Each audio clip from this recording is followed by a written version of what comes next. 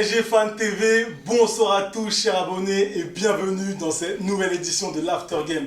J'espère que vous allez bien, j'espère que tout le monde va bien. Sans transition aucune, cet After Game concernera le manager du Paris Saint-Germain, Thomas Tuchel. Il a actuellement à son actif la meilleure saison de l'histoire du club, en 2 années. Oui, c'est un fait. Et comme on le dit souvent sur PSG Fan TV, une statistique, on peut lui faire dire tout et n'importe quoi. Dédicace à toi, Joe, d'ailleurs. Je rajouterai à cela, une statistique dépourvue de son contexte n'a aucune valeur. En partant de ces 2 postulats, avec votre aide bien sûr, on essaiera de répondre aux 2 questions suivantes.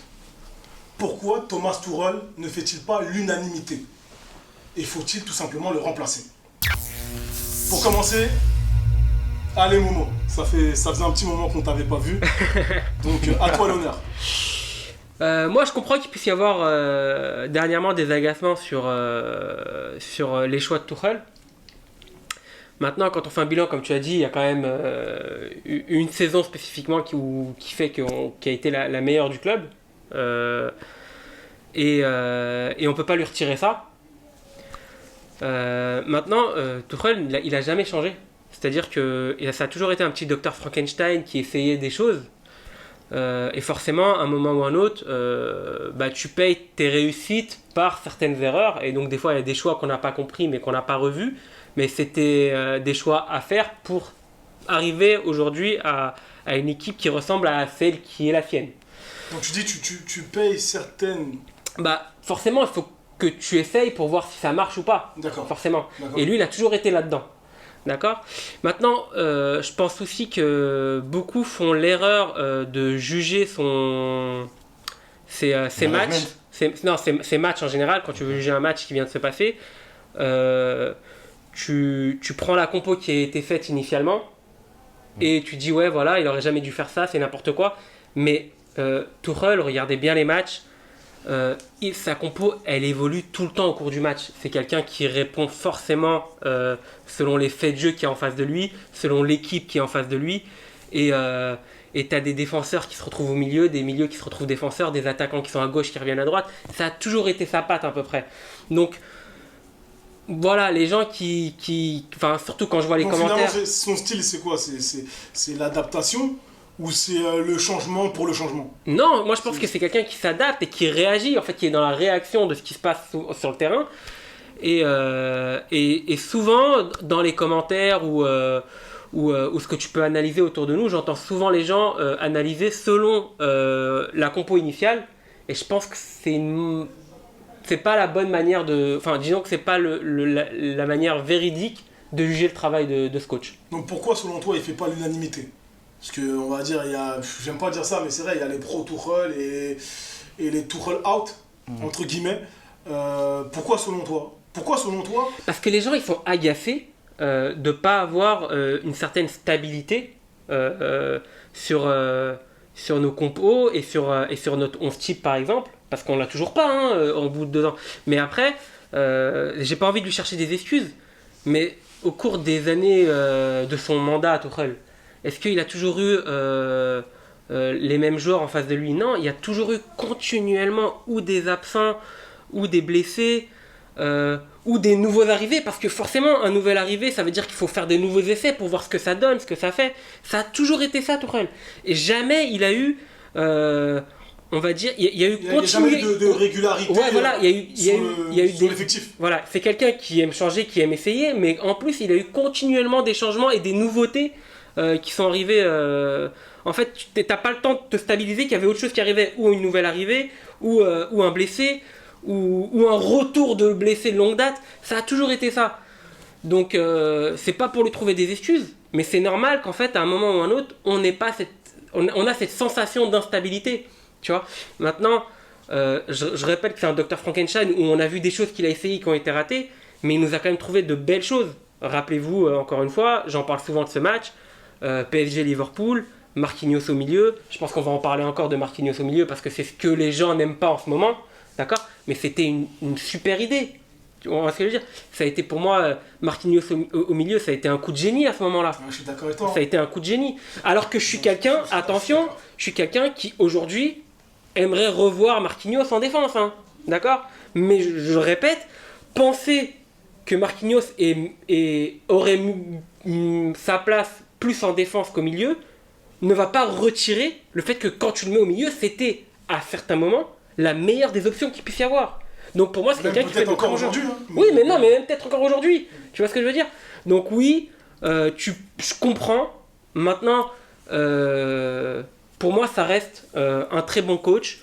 Est-ce que c'est le coach dont on a besoin ? On est aujourd'hui en droit de se poser la question parce qu'il y a quand même des ratés ces derniers temps et il y a ces interrogations et on sait qu'en plus c'est plus devenu c'est plus sportif maintenant. Il y a vraiment un conflit avec le club. Tu vois bien que apparemment ça commence à. C'est ce qui se dit. C'est ce qui on pourrait le pressentir. Voilà. Même si d'après la dernière sortie de Leonardo, donc le directeur sportif, tout va bien et il soutiendrait le coach, donc Thomas Tuchel.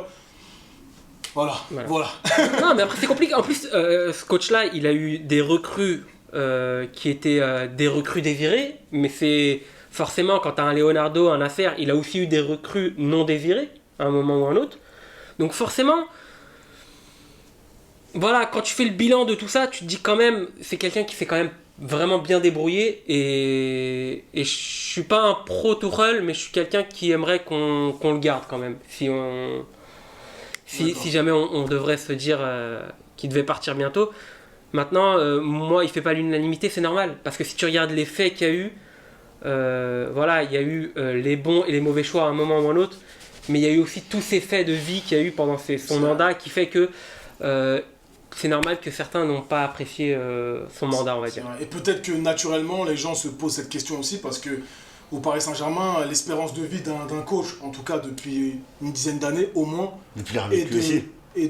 Voilà, c'est pour ça que je dis 10 ans, et de 2 ans, de 2 saisons en moyenne, et encore je suis gentil.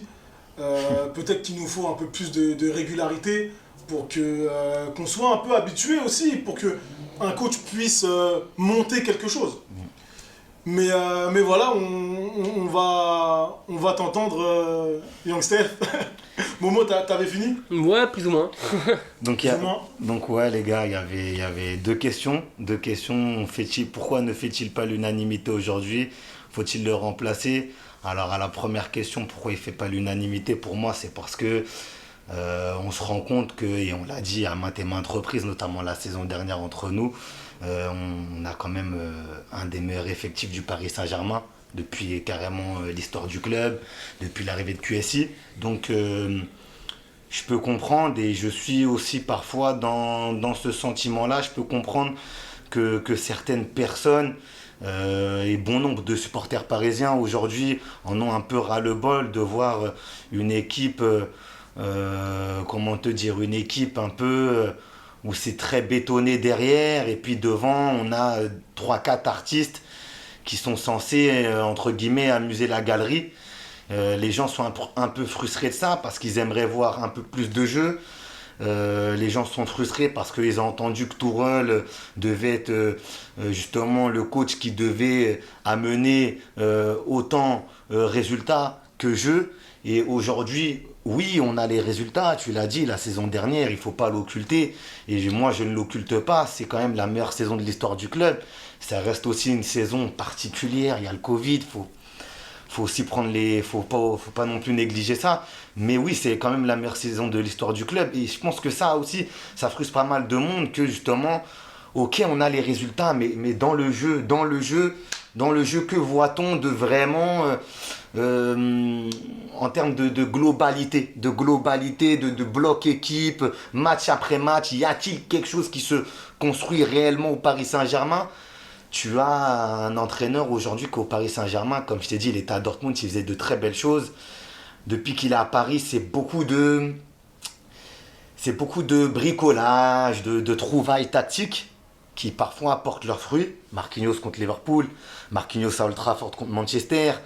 C'est des matchs où justement cette trouvaille tactique a donné satisfaction. Je le redis une nouvelle fois sur la chaîne. Marquinhos en 6, ça n'a pas toujours été probant. Ça a été probant quand ça a été probant, je veux bien le reconnaître, mais quand ça n'a pas été probant, il faut le dire. Ouais, non, mais Il faut le dire. J'ai en souvenir un 5-0 contre Lyon, quand Kylian Mbappé met les 4 buts. La première mi-temps de Marquinhos est très dure en 6. Elle est très très dure en 6. Tu vois. Donc c'est pour ça que voilà. Après. Est-ce que pour toi c'est la meilleure solution en 6? Est-ce qu'aujourd'hui Marquinhos au Paris Saint-Germain est la meilleure solution actuellement, et en ça termes de fait aussi sentinelle partie des choses qui frustrent les supporters, nous avons quand même fait venir 3 joueurs en l'espace de 2 ans qui étaient censés jouer ce rôle de 6 qu'on n'avait pas après le départ de Mota. Leandro Paredes, Idrissa Gana Gueye et le dernier en date, Danilo Pereira. Les gens ne comprennent pas. Et moi aussi, dans mon logiciel, dans ma manière de concevoir le football, je suis aussi, j'ai du mal à comprendre comment ça se fait qu'on recrute 3 joueurs pour jouer en 6, que ces 3 joueurs-là n'ont jamais, enfin, Paredes un peu plus, parce que Paredes, ils peuvent, voilà. Mais je comprends pas comment ces joueurs-là, Thomas Tuchel, décide de mettre un défenseur carrément à leur place, alors que ces joueurs-là sont logiquement, normalement au départ, sur le papier, quand tu regardes leur CV, sont plus habilités à jouer à ce poste-là pour lequel on les a pris. Moi, il y a pas mal de monde qui ne comprend pas ça. On est là, excuse-moi, on est là pour étaler, donc analyser du mieux qu'on peut le sujet. Les trajectoires, elles sont différentes. Oui. Les 3 sont arrivés au Paris Saint-Germain, certes, mais pas de la même façon. Et excuse-moi, même si j'aime beaucoup Paredes et Gana Gueye, pour moi, ils n'ont pas répondu aux attentes pour ce poste. Pour ce poste de 6. Je te dis pas qu'ils sont incapables. Mais en tout cas, aujourd'hui, avec ce qui leur est arrivé, parce qu'ils ont eu des blessures et tout, je ne vais pas occulter ça. Ils n'ont pas assez de temps, finalement, pour montrer est-ce qu'ils sont réellement bons en tant que sentinelle au Paris Saint-Germain. Après, Danilo, c'est différent. Le premier match qu'il a fait face à l'United, pour moi, il était très bon. En 6, il était très bon, voilà. Je peux pas dire mieux. Ensuite, il y a eu le déséquilibre de l'équipe avec la flopée d'absences et de blessures. Ce qui a fait qu'à un moment donné, tu dois adapter, tu dois rééquilibrer. Et c'est pour ça qu'à un moment donné, peut-être qu'un Marquinhos réapparaît en tant que 6. Tu vois, c'est comme ça que j'expliquerai les choses. Et je sais aussi que ce qu'on demande à un 6 aujourd'hui, sur les joueurs, sur les prétendants, Marquinhos, pour moi, est la meilleure option. Et j'occulte Danilo, je ne parle pas de Danilo, parce que voilà, si il met Danilo en 6 et il ne met pas Marquis, donc il laisse Marquis en défense avec Kipembe, est-ce qu'aujourd'hui c'est le meilleur Paris Saint-Germain? Est-ce que c'est avec ce qu'on a au milieu à côté de Danilo, c'est-à-dire c'est peut-être qu'il possiblement Rafinha, bon, il y avait Draxler Marmont, mais il est blessé actuellement. Verratti va revenir. Herrera qui est cette saison pour l'instant le joueur qui a été le plus utilisé. Donc ça veut dire vraiment que là on est dans une saison extraordinaire parce que c'est du jamais vu. Tant le joueur se blesse. Donc voilà, on voit que les choses sont pas normales. Donc voilà, tu voulais... Non mais moi en plus j'ai envie de vous dire, on est arrivé dans une... Là en ce moment, on est dans une phase où on a l'impression qu'il a construit plus ou moins quelque chose et d'un coup, il décide de tout détruire pour recommencer un nouveau truc. Et c'est pas la première fois qu'il fait ça. Ah, j'ai pas forcément. C'est pas la première fois qu'il fait ça. Ça m'a donné cette impression-là, le passage du 4-3-3 au 4-4-2, je suis d'accord. À chaque fois qu'on a l'impression qu'il y a quelque chose qui forme, c'est comme des Lego, ils décident de tout recasser, tout reconstruire. Et à un moment tu l'as dit toi-même, c'est quelqu'un qui aime bien tenter plusieurs schémas. Oui. Tu l'as dit toi-même. Tu l'as dit toi-même. Et justement, quand il est venu aussi au Paris Saint-Germain, c'était parce que ça faisait quand même un certain temps qu'on jouait en 4-3-3, que ce soit sous Emery, puisque le 4-3-3 carrément a été imposé à Emery, peu après son arrivée, mais déjà sous Laurent Blanc, 3 saisons en 4-3-3, et la fin d'Ancelotti. Donc ça faisait un paquet de temps qu'on jouait en 4-3-3. Si on avait pris aussi Thomas Tuchel, c'était aussi pour apporter des solutions tactiques au cas où si le 4-3-3 pouvait se retrouver en difficulté. Chose qui avait été mise sur la table sur certains matchs, sous Emery notamment. On avait vu sous Emery que le 4-3-3, des fois, ne tenait pas la route. Tu es d'accord avec moi? Tout à fait. Donc Thomas Tuchel est venu aussi pour apporter ça au Paris Saint-Germain. Ce qu'il a su apporter, mais par rapport à cette histoire de 6, je pense que, pour revenir à ces points que j'étais en train d'énumérer, pourquoi il ne fait pas l'unanimité? C'est parce que les gens s'attendent aussi à du beau jeu au Paris Saint-Germain. Et actuellement, on n'en envoie pas suffisamment. Et pour revenir à ce poste de 6, J'ai à choisir. Parce que c'est vrai qu'on veut le beau jeu. Oui, à l'instar c'est du ça le type de problème. France. C'est ça le problème. C'est ça le problème. C'est ça le problème. Mais- On ne peut pas tout avoir. On ne peut pas tout avoir. En tout cas, tout de suite. On ne peut pas tout avoir Voilà, tout on de ne peut suite. pas tout avoir et on ne peut pas tout avoir tout de suite. Il faut un peu de temps quand même. Déjà, les résultats ils commencent à venir. Finale de Ligue des Champions, c'est pas mal. Je suis pas là pour faire l'avocat de Thomas Tuchel en fait. Mais je me dis que changer pour changer, quel est l'intérêt? Il n'y a pas beaucoup de big coach, de top coach, notamment sur le marché actuellement. Et c'est un coach qui n'est pas fermé à d'éventualités, de la nouveauté. Parce que, ok, tu disais, Emery, ça marchait pas le 4-3-3, mais ça marchait pas parce que les éléments n'étaient pas au niveau. Excuse-moi, le milieu de terrain compliqué. Et pour... Le meilleur milieu de terrain d'Emery, c'était quoi? Après, on ferme cette parenthèse, parce que ça, c'est passé. C'était quoi? C'était Rabiot, Verratti, Draxler. C'était son meilleur milieu de terrain. Et il n'a même pas tenu 3 semaines. Mais ça, face à des mastodons, c'est très compliqué. On le sait très bien. Ça ne tient pas. Ça manque de caractère, ça manque de méchanceté. Donc 4-4-2, 4-3-3, si t'as pas les éléments, je suis désolé, tu peux rien faire. Aujourd'hui, il faut quelqu'un de solide au milieu de terrain, qui a le coffre et qui puisse jouer ce rôle aussi de relayeur. On dit box-to-box, mais les joueurs sur le côté qui l'accompagnent, ce 6, ils ont ce rôle. Ces joueurs ont ce rôle aussi, d'un moment donné, de faire ce rôle de râteau, quoi, d'avant, derrière, etc. Et pour revenir justement sur ce fait, et je pense que les joueurs sont pas trop sur ce point du numéro 6, oui. Le poste du numéro 6, depuis le départ de Mota, entre guillemets, on en cherche un. On en cherche un vraiment. Il n'y a même pas de même guillemets. sur la fin de On Mota, en cherche un. c'était plus ça. On en cherche un. Certains... Il faut le dire aussi. Oui, sur oui. la fin de Mota, c'était Oui, plus oui. ça le milieu de terrain. Oui, mais Mota reste un 6, restait le 6, voilà, d'accord, tu vois je ce que je veux suis dire, dans d'accord. l'esprit du supporter lambda. Mais dès que sa santé, on va dire sa santé, sa forme, C'est parce que affaibli, ouais, la voilà. l'âge a commencé à décliner, À décliner, ouais. ça a été compliqué. C'était compliqué. Ce qui prouve que le 6, il doit être énergique. C'est pour ça. Énergique. Et on peut peut-être en venir à là, c'est là que je voulais justement en venir, c'est peut-être que quand je disais qu'on a quand même ramené Gay, Paredes, Danilo, et que on se rend compte que Thomas Tuchel ne les aligne pas, en tout cas pour Gay, il l'aligne un peu plus haut sur le terrain, Paredes, c'est un coup il le met en 6, un coup il va faire un tour sur le banc, et Danilo carrément il est parti directement jouer en défense. En fait, je suis en train de me rendre compte qu'au final, peut-être que le poste de 6 au Paris Saint-Germain, il est peut-être même aussi primordial que le Neymar rôle au Paris Saint-Germain. Mais bien sûr, mais déjà au Paris Saint-Germain et dans toutes les Il est, équipes, j'ai envie de voilà, te dire. dans toutes les équipes, oui, mais encore plus au Paris Saint-Germain parce que Thiago Motta a laissé un héritage lourd et il faut absolument, dans l'esprit de tout le monde aujourd'hui, il faut trouver le nouveau Motta. Donc, Tourelle, lui, son truc, c'est que lui, il en a rien à foutre de ça. Excusez-moi, je vais parler comme ça, mais Tourelle, en tout cas, n'en a rien à foutre de ces histoires de nouveaux Motta, il faut le trouver absolument, etc. Lui, il fait avec les armes qu'il a sur le moment. Et si, pour lui, Marquinhos, c'est le meilleur 6, et ben Marquinhos, il joue en 6. C'est pour ça que plusieurs fois sur la chaîne, j'ai dit, si Marquinhos, il est en 6 et Danilo, il est derrière lui, c'est un choix tactique. C'est un choix technique. Bien sûr. Voilà. Et si tu mets. Et il y avait aussi ce débat. Parce que les gens aussi, ils voient un côté, ils occultent l'autre. Non. Si à un moment donné, Marquinhos aussi a joué ce rôle de sentinelle, ça a favorisé l'intégration de Kimpembe dans l'équipe. Parce qu'on va pas se mentir. La charnière centrale rêvée, c'était Marquis et Thiago Silva. On est bien d'accord. Ouais. Même si pour moi, je préfère 100 fois Silva à Kimpembe. Parce que moi, je la trouve top. Après, et je la trouve aussi, et ça a fait ses preuves, notamment au parc face au Barça. Hein. C'était ça, je crois. Marquis Kimpembe. Marquis Kimpembe, tu vois. Donc voilà. Donc au moins, il y a eu quelques étincelles en fait qu'on a pu voir. Et voilà. Et le fait que Marquis soit devant, donc ce triangle pour moi, ce triangle, cette synergie entre les trois, pour moi c'était magnifique. Et ça a permis à un Kimpembe aujourd'hui d'être. De s'incorporer, ouais.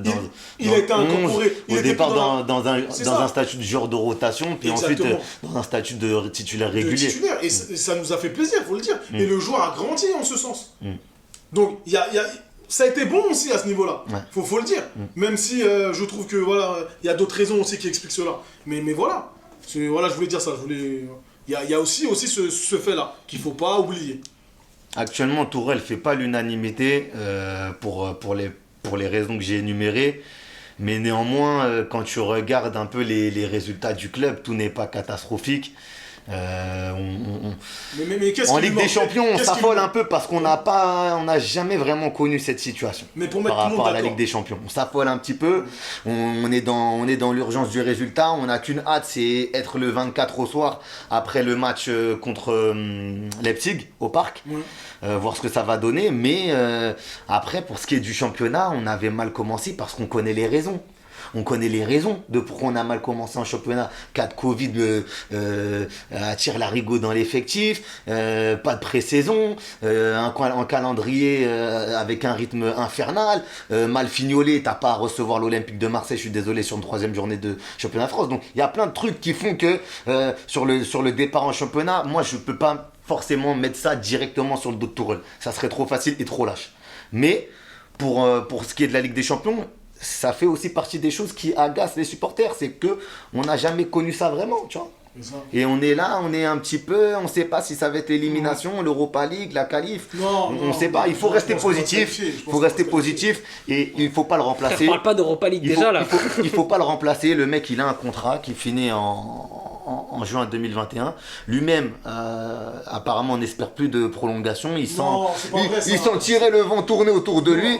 Il Mais est quoi peut-être qu'il arrive, résilié, mais franchement, moi, à titre personnel, j'aimerais de la continuité au Paris Saint-Germain, tant au niveau des joueurs qu'au niveau des entraîneurs. quoi qu'il Sincèrement, arrive, il sincèrement. finira la saison. Que les anti-Tourelle Oui. se calment à propos de ça, le gars restera là jusqu'au mois de mai-juin. De toute façon, il était Et prenez votre mal en patience. Il était un match, il faut le dire quand même. Parce que qu'est-ce qu'on lui demande? Qu'est-ce qu'on lui veut en gros? De ramener la On coupe veut aux du grandes beau jeu, oreilles. mais on veut aussi qu'il gagne ce match-là qu'il a perdu dernièrement. Donc voilà, il l'a fait une fois, c'est le premier sur les 27 entraîneurs de l'histoire du club. On ne peut pas lui laisser quelques années, c'est ce que je me dis personnellement. Je dis pas que j'ai raison, je dis pas qu'il faut que tout le reste. Voilà, c'est le club qui décidera, il n'y a pas de souci. Moi, je donne mon avis en tant que fan comme vous, en tant que supporter du Paris Saint-Germain. Donc il n'y a pas de problème. Mais ce que je dis, c'est que la continuité, ça serait bien à un moment donné. Et il n'est pas parfait, Thomas Tuchel. Attention, Personne moi, n'est parfait. je suis pas d'accord avec tout ce qu'il fait. Tu vois, je trouve que il se débrouille comme il peut. Après, Avec ce qu'il a sous la main. voilà, j'aimerais le voir. J'aimerais en fait qu'il nous explique. Après, je sais pas si on lui pose la question ou pas, mais j'aimerais qu'il explique où il veut aller en fait. Parce qu'en général, quand il est en conférence de presse ou il est interviewé comme ça aux abords du stade ou aux abords du terrain, on lui pose des questions bateau sur pourquoi Marquinhos ne joue pas en défense centrale, etc. Mais c'est pas ça. C'est déjà, quelle est ton idée, Thomas? Où est-ce que tu veux emmener le Paris Saint-Germain? Quel est ton projet de jeu? Je sais pas, parlons foot. Pourquoi à un moment donné tu mets Danilo en défense centrale? Qu'est-ce que tu veux faire avec ces joueurs que tu as à ta disposition? Est-ce que tu t'aimes...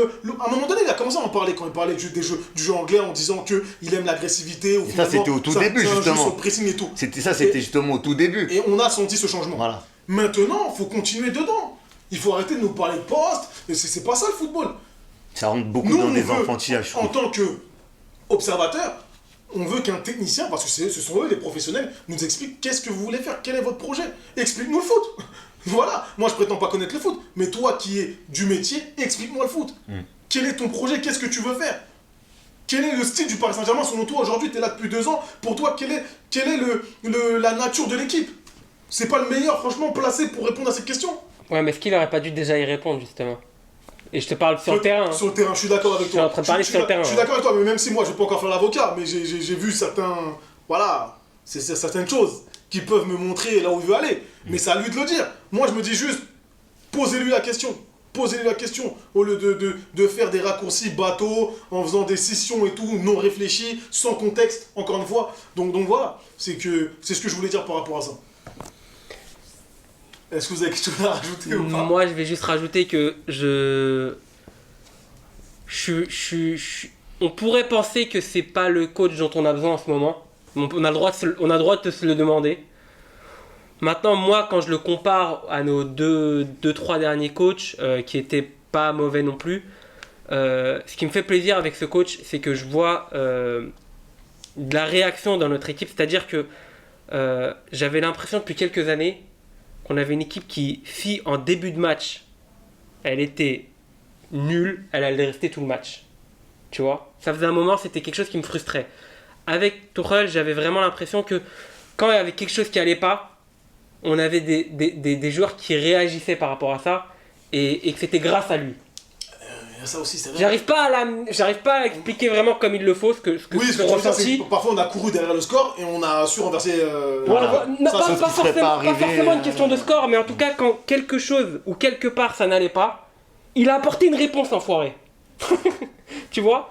Et c'était pas forcément le cas. À un moment donné, quand tu voyais qu'il y avait un qui se noyait, et ben il se noyait tout le match. Tu vois, un de nos joueurs, je parle. Tu vois? Bah avec Tuchel, ça, on voyait qu'il y avait des corrections qui se faisaient sur place. Et ça fait plaisir. Tu vois? Bah très bien, moi je crois qu'on va te parler cette note, hein. Young Steph, on dit quoi? Ouais, on va, On va finir sur ça, sur une bonne note. on va finir sur ça, on va finir sur comment dire, ben ouais, les anti-Tourelles, il va falloir patienter avant Non, mais voilà, avant on de va- le voir nous, partir, voilà, quoi. on présume qu'il y a des anti-Tourelles, mais voilà, on va pas. Le but c'est de dire que voilà, on veut tous l'objectif de cette coupe aux grandes oreilles et que le Paris Saint-Germain finalement joue bien et gagne tous les titres et que tout se passe bien. Donc voilà, le truc qui est intéressant, c'est que ceux qui pensent que Tourelle devrait partir, etc., donnez-nous votre avis construit. Je sais que dans la chaîne, il y a plein de gens qui réagissent avec de longs commentaires, bien argumentés, et je me fais un plaisir de les lire. On se fait un plaisir de les lire. Donc Même de continuez répondre des fois. en ce sens. La contradiction n'est pas... c'est pas une maladie. Hein. C'est pas une maladie de ne pas être d'accord. Il n'y a pas de problème avec ça. Donc dites-nous ce que vous en pensez. On espère que ce contenu vous aura plu. Suivez-nous sur les réseaux sociaux, Twitter et Instagram. Et on vous dit à très bientôt sur PSG Fan TV. À la prochaine, les gars.